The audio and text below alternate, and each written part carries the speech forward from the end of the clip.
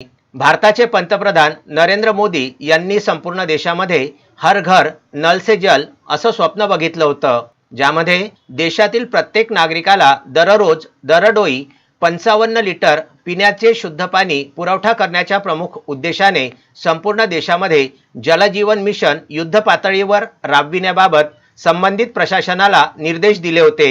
याकरिता केंद्र शासनाकडून जलजीवन मिशन करिता मोठ्या प्रमाणामध्ये निधी सुद्धा उपलब्ध करून देण्यात आलेला आहे। केंद्र शासनाच्या महत्त्वपूर्ण निधीची उधळपट्टी जिल्हा परिषद ग्रामीण पाणी पुरवठा विभागाद्वारे जलजीवन मिशन अंतर्गत झालेल्या पाणी पुरवठा योजनेच्या कार्यामध्ये केली जात असल्याचे गंभीर चित्र मेळघाटामध्ये निदर्शनास येत आहे।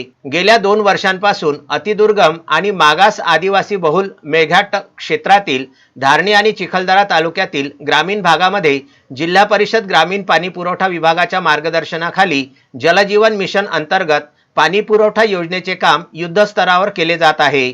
गंभीर बाब अशी की गाव पातळीवर जलजीवन मिशन अंतर्गत साकार करण्यात येणारी पाणी पुरवठा योजना भविष्यामध्ये पंतप्रधानांनी बघितलेले स्वप्न पूर्ण करणार असे असल्याचे चित्र दिसून येत नाहीत। संबंधित जिल्हा परिषद ग्रामीण पाणी पुरवठा विभागाच्या अभियंत्यांद्वारे जलजीवन मिशन अंतर्गत सुरू असलेल्या पाणी पुरवठा योजनेमध्ये कमिशन तत्वावरती चालून अनेक गैरप्रकार केले जात आहे, ज्यामध्ये केंद्र शासनाचा निधी व्यर्थ घातला जात आहे।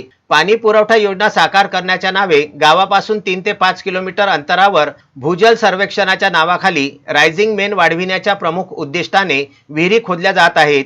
भूजल सर्वेक्षणाद्वारे देण्यात आलेले विहिरीचे पॉइंट सुद्धा बहुतांश ठिकाणी चुकीचे ठरलेले आहेत।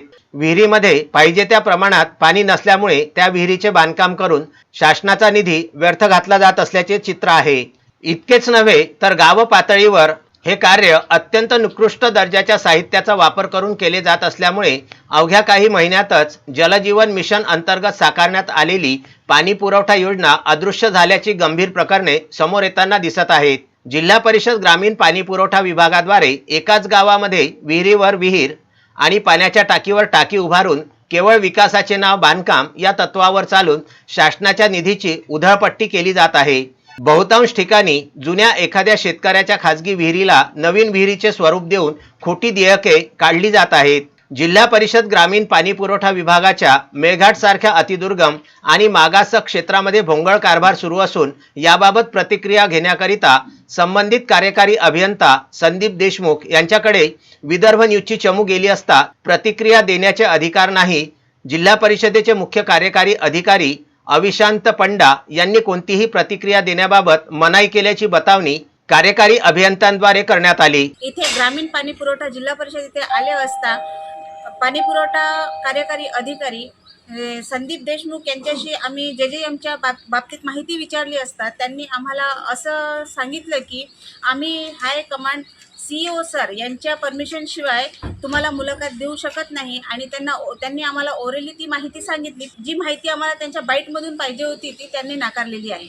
तदनंतर हे प्रकरण घेऊन विदर्भ न्यूजच्या चमूने जिल्हा परिषदेचे मुख्य कार्यकारी अधिकारी अविशांत पंडा यांना याबाबत माहिती दिली असता त्यांनी कुणालाही कोणतीही प्रतिक्रिया देण्याबाबत मनाई केली नसल्याचे स्पष्ट केले आहे। सोबतच कार्यकारी अभियंता संदीप देशमुख यांना आपल्या विभागातील सर्व माहिती प्रसार माध्यमांसमोर स्पष्ट करून देण्याबाबत निर्देश भ्रमणध्वनीने संपर्क साधून अविशांत पंडा यांनी दिले आहेत। नुकतेच धारणी जिल्हा परिषद ग्रामीण पाणी पुरवठा विभागामध्ये लाचलुचपत प्रतिबंधक विभागाद्वारे 50,000 रुपयांची लाच घेताना एका अभियंत्यावर कार्यवाही करण्यात आली आहे। या कार्यवाहीनंतर धारणी कार्यालयापासून तर अमरावतीपर्यंत संपूर्ण जिल्हा परिषद ग्रामीण पाणी पुरवठा विभागामध्ये खळबळ उडालेली आहे।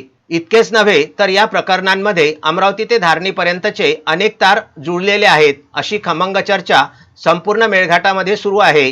जिल्हा परिषद ग्रामीण पाणी पुरवठा विभागाचा भोंगळ कारभार आणि भ्रष्टाचार विदर्भ न्यूज आपल्या पुढील बातमीमध्ये प्रेक्षकांकरिता अधिक सविस्तरपणे घेऊन येत आहे। Vidarbha news bureau, Amravati.